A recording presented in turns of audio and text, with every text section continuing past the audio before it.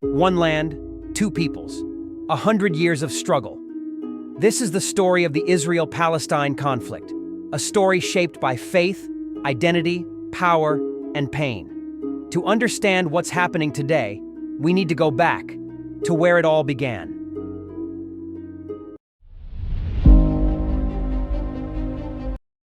Before World War I, Palestine was a part of the Ottoman Empire, a land home to Arabs of many faiths, Muslims, Christians, and Jews.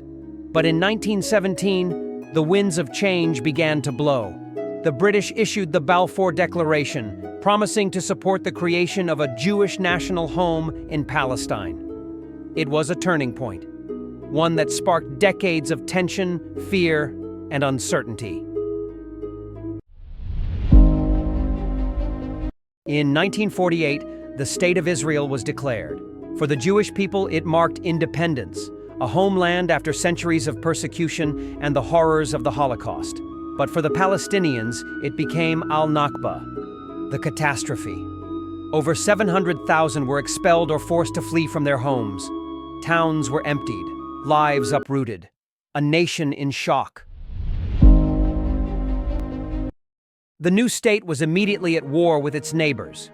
Conflicts broke out in 1956, again in 1967, and again in 1973. The Six-Day War of 1967 was a major turning point.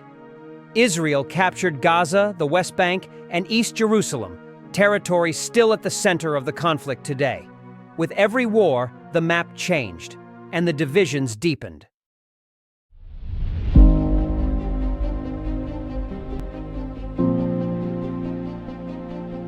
As Palestinian hopes for statehood faded, resistance began to grow.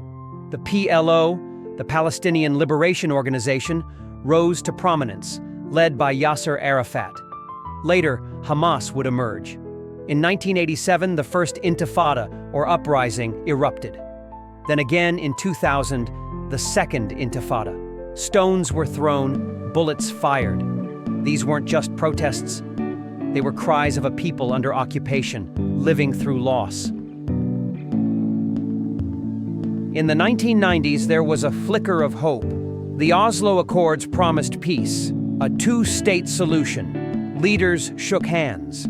The world watched, holding its breath. But soon, that hope unraveled. Israeli settlements expanded. Trust was shattered.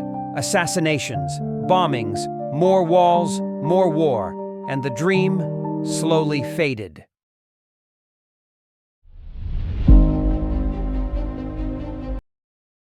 In 2005, Israel withdrew its settlers and soldiers from Gaza. But in 2007, Hamas took control, and everything changed.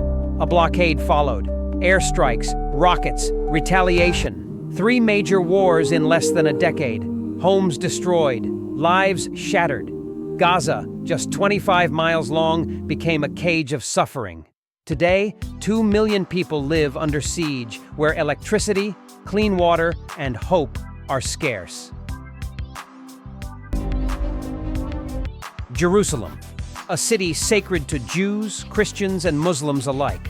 But beneath its beauty lies deep division. Israel claims it as its capital. Palestinians do too. Clashes erupt around holy sites, especially Al-Aqsa Mosque. Each stone carries history. Every step holds tension. It's not just a city. It's the beating heart of the conflict. Now, in 2025, the violence continues. Airstrikes thunder over Gaza. Rockets fly into Israeli cities. Sirens, screams, smoke. World leaders urge calm. The United Nations debates. Protests rise in London, Paris, Istanbul. But on the ground, little changes. Civilians, not soldiers, pay the highest price. Behind every headline are people. Children sketching rockets instead of rainbows. Parents tucking their kids into bed, praying tonight isn't the night. A Palestinian boy who wants to be a doctor. An Israeli girl who just wants to dance. They don't carry weapons. They carry dreams. So what now?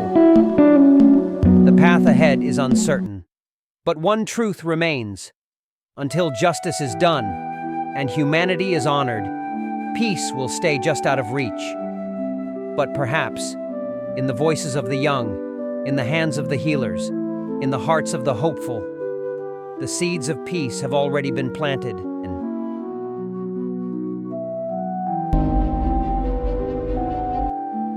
This is the story of a conflict that reshaped the modern world, and it's not over yet.